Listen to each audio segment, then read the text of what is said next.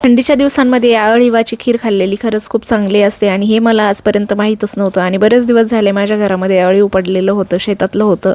तर माहीत नसल्यामुळे मग मी काही त्याचं करू शकले नाही. पण आज मला आमच्या आईंनी सांगितलं की थंडीत मस्त अळीव खाल्लेलं चांगलं असतं आणि म्हटलं चला आईंनाच रेसिपी विचारून घेतली आणि छान अशी त्याची खीर बनवली आणि आम्ही सगळ्यांनी देखील खाऊन बघितली. अगोदर वाटलं कशी लागेल माहीत नाही, पण खरंच खाल्ल्यानंतर खूप मस्त लागली.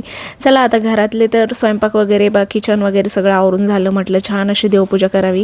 बरेच दिवस झाले देवघर देखील क्लीन करायचं आहे, पण ते राहूनच जात आहे. आता उद्या वगैरे मी करून घेईल आणि व्हिडिओ पण तुमच्यासोबत नक्की शेअर करेल.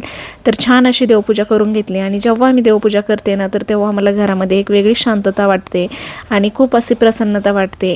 आणि देवपूजा वगैरे झाल्यानंतर लगेचच जेवण करून नंतर शरीरचा टाईम होतो, तोपर्यंत मग तिला घेऊन यायचं आणि माझा असा प्रयत्न असतो की ती येईपर्यंत माझी सगळी कामं झालीच पाहिजे.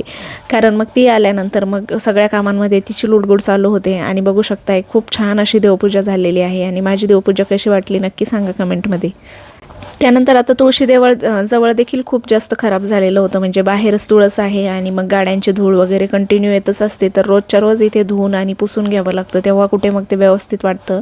आणि तुळशीची देखील छान अशी देवपूजा करून घेतली आणि झालं असं की माझी पांढरी रांगोळी पूर्ण संपलेली आहे आणि दारावरती पांढरी रांगोळी विकायला येत असती, पण ती झाले किती दिवस येतच नाही आहे. आता जेव्हा कधी येईल ना, तर मी आता खूप जास्तीची घेऊन ठेवेल, कारण पांढऱ्या रांगोळीशिवाय आपल्या देवघराला आणि तुळशीजवळ देखील शोभा येत नाही. कलरफुल रांगोळीपेक्षाही पांढरी रांगोळी खरंच खूप छान वाटते. त्यानंतर आता म्हटलं गणपती बाप्पांसाठी मस्त असं जास्वंदाची फुलं तोडून घ्यावी आणि आमच्या झाडाला खूप छान असे जास्वंदाचे फुलं आलेले होते आणि मला खरं तर पूजेच्या अगोदर लक्षातच राहिलं नाही फुलं तोडून घ्यायचे.